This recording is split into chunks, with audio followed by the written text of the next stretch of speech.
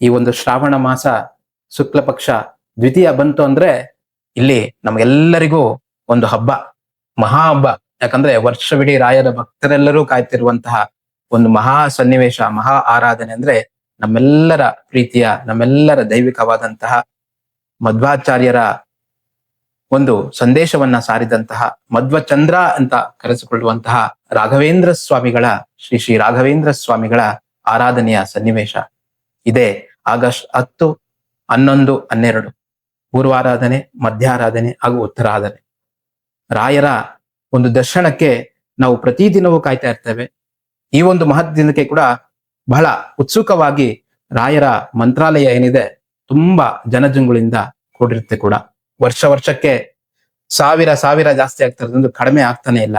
ಅಂತಹ ಒಂದು ಮಂತ್ರಾಲಯ, ಸಿದ್ಧಿ ಕ್ಷೇತ್ರ ಮಂತ್ರಾಲಯವಾದಂತಹ ರಾಯರಲ್ಲಿ ನಾವು ಪ್ರತಿದಿನವೂ ಧ್ಯಾನಿಸೋಣ, ಆರಾಧನೆಯನ್ನ ಮಾಡೋಣ.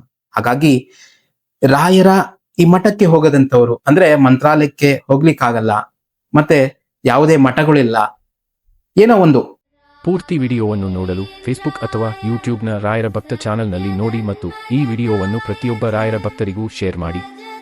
ಧನ್ಯವಾದಗಳು.